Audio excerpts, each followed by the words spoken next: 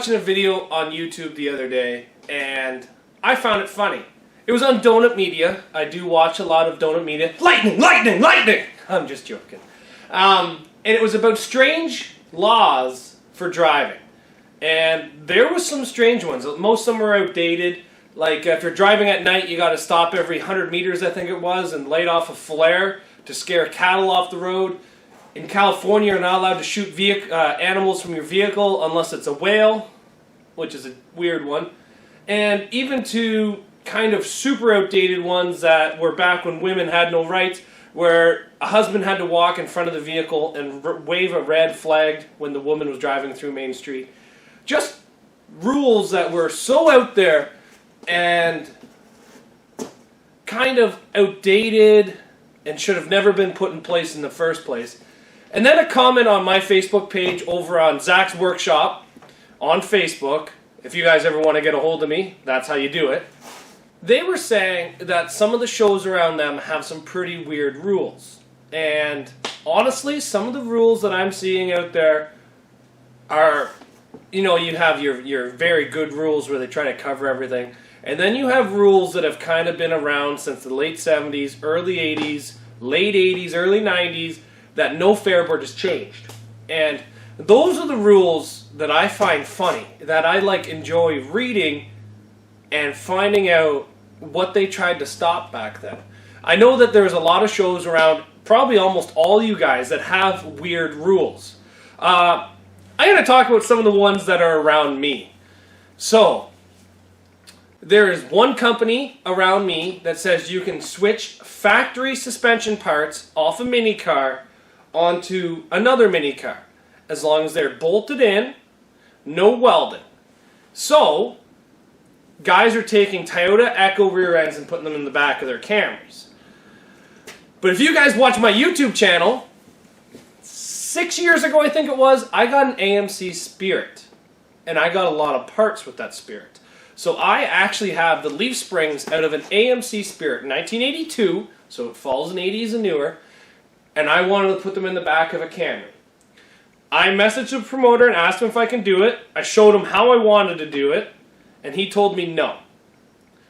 So even though his rules say you can do it, and people are doing it, they're putting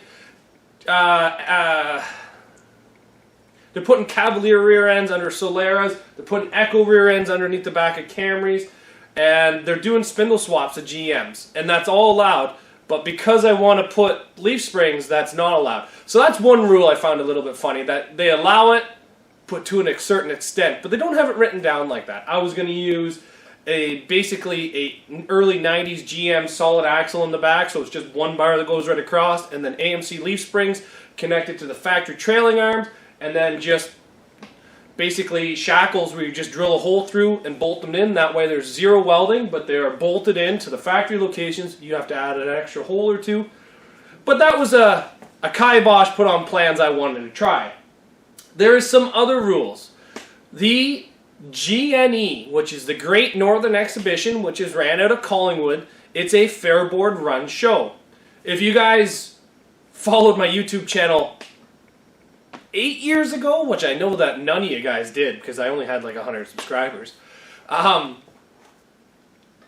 wife ended up running there. She ran a W body, which was actually an ex-cop car W body, which was an amazing car. I wish I had known how to build derby cars back then. And I ran a square body Crown Vic that was 100% stock. I really wish I knew how to build derby cars back then. But GNE has got one of the weirdest rules that I have ever read, and I believe it is number 2 or number 3 on their actual list of rules. And the rule states, if you win, we keep your car. That's right. If you win the GNE, the Great Northern Exhibition at the Collingwood, this is the reason I do not run Collingwood, they keep your car. They say they keep it for advertisement purposes, and because of that, I don't want to go there. They hand out $500 to win, and they keep your car. Cassandra ended up coming second when she ran there, however many years it was. And if you actually watch the video, I ran up to the boards and was screaming at her saying, "You take second! You take second!" Because scrap was so high. When I scrapped the Lumina, I got more money than $500. So Second place money was like $200 plus scrapping the car. I made more than first place. So that is one weird rule that I find unbelievable that it's actually still out there. Some other rules. Thrill Show in Ontario. Apparently the rumor has it, in the early 2000s, a guy had an AMC Spirit. And he ran Mini Smash with it. And apparently he did very well, which does not surprise me. AMC Spirits are very tough cars. So they made a rule that says no AMC Spirits allowed. But it doesn't say that in Mini Smash, the class that he won all the trophies in.